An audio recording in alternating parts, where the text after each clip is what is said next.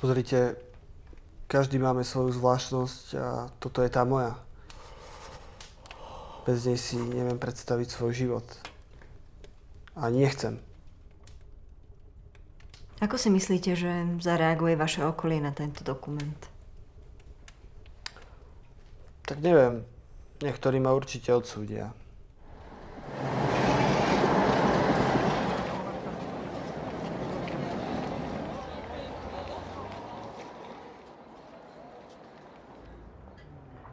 Cítim uspokojenie všetkých svojich zmyslov. Hmat, chuť, čuch. Jednoducho vidím v tom krásu a mám v tom potešenie. Vravíte potešenie, ale čo si pod tým máme predstaviť? Ako vám to s niečím prirovnať? Je to ako potešenie z dobrého jedla. Z dobrého francúzskeho jedla. V dobrej reštaurácii. Talianskej. Je to proste čistá radosť. Ale s Karlom sa poznáme už od detstva, dokonca sme spolu vyrastali na jednej ulici. Chodili sme spolu aj ministrovať do jedného kostola. No, myslím si, že kým pre ostatných to bola ako služba pánovi farárovi, chudobným ľuďom na dedine, považovali to za svoju obrovskú česť, tak povedal by som, že pre Karla to bola iba taká detská hra. Kedy ste s tým začali? Presný moment, kedy som s tým začal, si nepamätám, ale viem, že od mala ma to prostredie priťahovalo. Vyhľadávam tie miesta, lebo sa tam cítim dobre a rozhoria sa vo mne všetky moje vášne. Niekto si ide zabehať, niekto hrá na hudobný nástroj. Ja proste robím to, čo robím. A poznáte ešte niekoho s takou istou úchylkou, ako máte vy? Neviem, či je to úchylka, ale ako chcete. Myslím, že starý otec mal rád podobné miesta ako ja. Viem, že chodil neskoro z práce a smrdel. Ale možno smrdel aj preto, že bol poľnohospodár. Mal kone, kravy, svine, sliepky a starú mamu, ktorú mám veľmi rád. Teda nie, že by som nemal rád svine a sliepky, ale stará mama ma vychovala, takže je mi bližšia. Karolko mi chýbi. Ale dobre, že išiel hed stade. Bo keby tu bol, že jaká by to bola hamba, keby to sa ľudia doznali. Ale Starky, ten by bol na ňo hrdý. Oj, táto hej. Já nevím, jestli se to dá nazvat úchylkou. Lidé jsou rozdílní, rozhodně nejsou jako brambory a jsou hodně barevní a mají spoustu fazet. Jsem přemýšlel o tom vlastně, co je to percepce vůní, jo? A jak to funguje. Protože my vůně čicháme, což je velice blízko k tomu je cítit. Podľa čoho si vyberáte tie miesta, ktoré navštevujete? Tak väčšinou si vyberiem miesto, kde som ešte nebol. Či už je to námestie, hotel, letisko. Dokonca kvôli tomu aj cestujem. Je to taká sex turistika, len bez sexu. A kde všade ste už kvôli tomu boli? Raz za čas chodím do Poľska, na trhy, do Nového Targu a je to tam naozaj zaujímavé. Len človek si musí dávať pozor na Poliakov, pretože tých je všade veľa. Dokonca aj v Poľsku.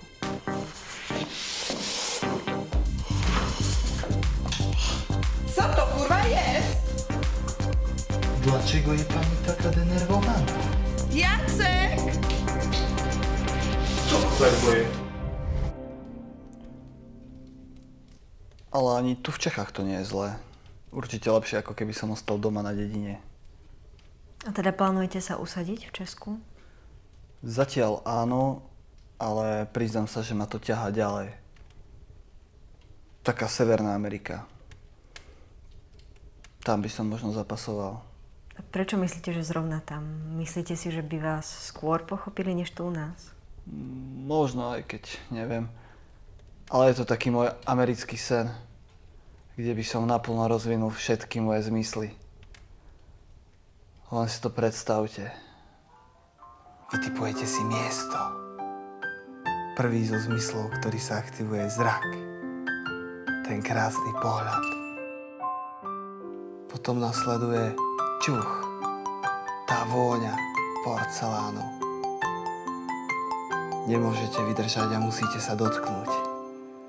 Hmat. No nedá sa neochutnať. Chuť. A posledný zo zmyslov. Sluch. A ako vás vníma vaše okolie? Vedia o tom? Stará mama o tom vie. A rodičia? Stará mama o tom vie. A vie o tom od malička? Mal som asi takých 5 alebo 6 rokov. Pamätám si, ako keby to bolo včera. Ale mal som tých 5-6 rokov. Ovoniaval som nočník a ona v tom otvorila dvere. A potom si asi myslela, že je ešte decko, vyrastie z toho. Ale nestalo sa to tak. Myslela som si, že je to ešte dieťa, že z toho vyrosne. Ale nestalo sa to tak. Ešte ani teraz nevyrosnú z toho, bo sa nechcel ani učiť, ani robiť. No. No tak niečo som tušil. V podstate som to vedel skôr ako on. On bol taký zvláštny typek. Kdy chodil do krčmy, skoro nikdy vôbec nič nevypil, ale často chodil na záchod. Ale zase pozval, hej, zaplatil. Máte priateľku alebo nejakú inú formu známosti? Mal som. A vedela o vás? Jak vedela, tak asi musela mne vedieť, keď so mnou chodila. Ale ja som myslela, či vedela o tej vašej záležitosti. A ja som myslel o tej mojej záležitosti. Karol sa mi priznal. Sľúbil mi, že vyhľadá odbornú pomoc a že sa to bude snažiť obmedzovať. Ale samozrejme, že sa mu to nedarilo. A ešte si myslel, že to predo mnou zakrie. Uznajte, že chodiť s človekom, ktorý strávi v kúpeľni viac času ako žena, to sa nedá. To proste nejde. Pokud jde o úchylky, které jsou tak zvláštní a individuální, jako má Karol, tak takovým lidem nezbývá nic jiného, než je skrývat. A je fakt, že když člověk něco skrývá, tak se může ještě víc cítit méně normální. Ale jediná možnost je se s tím naučit žít a tu úchylku přijmout. Já myslím, že všichni skrýváme řadu věcí úplně přirozeně a nepřijde nám to divný. Máte vôbec čas aj na nejaké iné záľuby? Rád si prečítam dobrú knižku s čašou čerstvého močtu. Myslíte muštu? Nie, močtu. Jaj. No ale nezdá sa vám, že to nie je príliš zdravé? Tak uvedomujem si, že to nie je asi moc hygienické, ale na druhej strane, čo je dneska zdravé? Tofu? Soja? Paštéka? Čipsy? 45% ajdam? Alkohol? Ale nezdá sa vám, že tá vaša úchylka je už trochu prehnaná? Nemyslím si, že moja, ak to chcete, abnormalita alebo úchylka je prehnaná alebo horšia ako nejaká iná. Je to bežná vlastnosť, za ktorú by som sa vôbec nemusel hanbiť. Pozrite sa, takí gej alebo židia napríklad sa tiež nehambia, lebo nerobia nič zlé. Viete, považujem sa za normálneho človeka a robím veci ako ktokoľvek iný. Ráno vstanem, na raňajky si dám nejakú tú obloženú misu a idem do práce. No dobre, no ale mne sa stále nezdá, že by ovoniavanie záchodových mís bola normálna úchylka. Nalejme si čistého vínka, pani redaktorka. Určite máte radi nejakú konkrétnu vôňu. Tak to má každý, no. Mne napríklad vonia bazálka. Bazálka.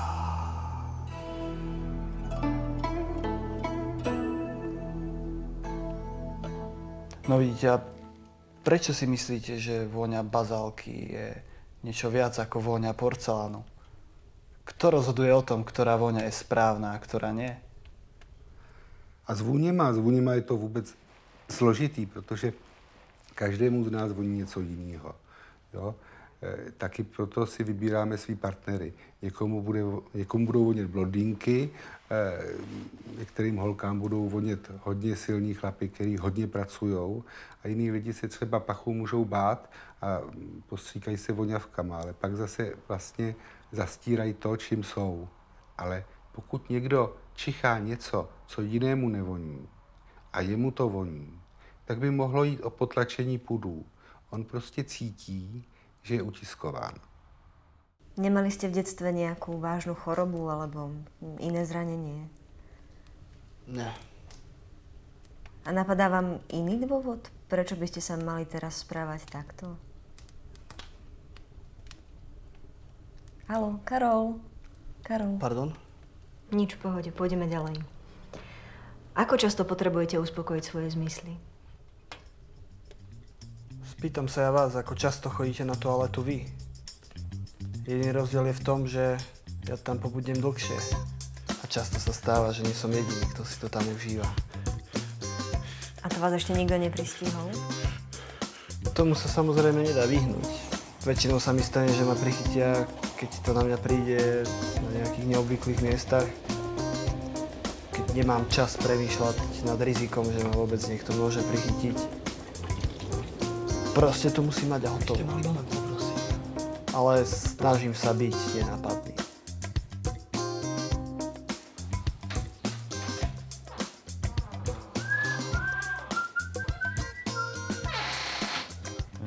Je to hard worker. Prostě dříč, ale pohodový kolega. Nechlastá, má uklizený stůl a největší procento zavřených restaurací. Když zavře restauraci, je to většinou kvůli špinavým hajzlům. To nemyslím jako komunisti nebo tak. Já bych nechtěl nikoho urážet. Já mám Slováky vlastně rád. Daleko víc než Vietnamce. Nám tady de facto pomohli postavit metro. Když to sami měli těžký tam s tím mečárem. Ale letiště Václav Havel je docela príma. A nesnažili ste sa to nejako obmedziť alebo aspoň vyhľadať odbornú pomoc? Tak skúšal som, ale zas na druhej strane, prečo mám bojovať s niečím, čo mi robí dobre a neškodí ani mne, ani ostatným? To nie je ako fajčenie alebo náboženstvo. Nakoniec kvôli tomu som do toho šiel, aby som to už nemusel viacej tajiť, skrývať pred najbližšími. Veď dneska sa už ani ženy nemusia skrývať tak ako kedysi, okrem arabiek a mníšok. Ja v podstate nerobím nič, za čo by som sa mal hanbiť. Som normálny človek.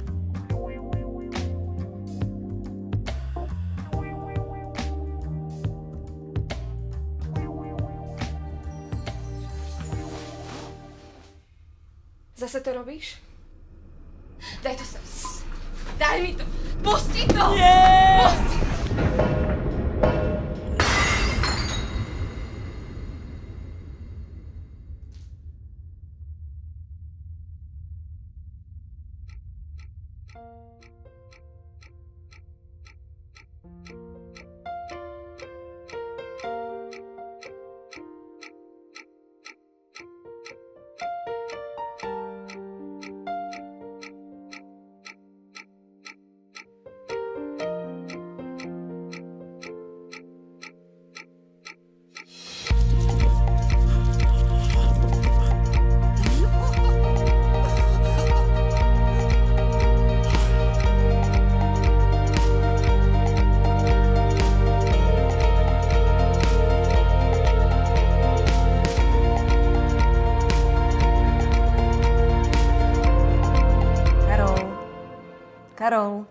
Karol.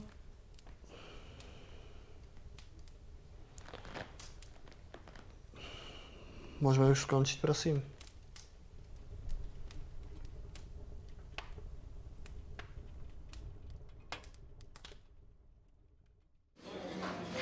Pochybujem, že mu to priznanie pomôže. Ale držím mu prsty. Ja som to nechcela. No ale dobre i spravil, že išiel het. No čo tu bude v takom malom svete robiť? A dôchodky, keby nám zvýšili, bo sú malé.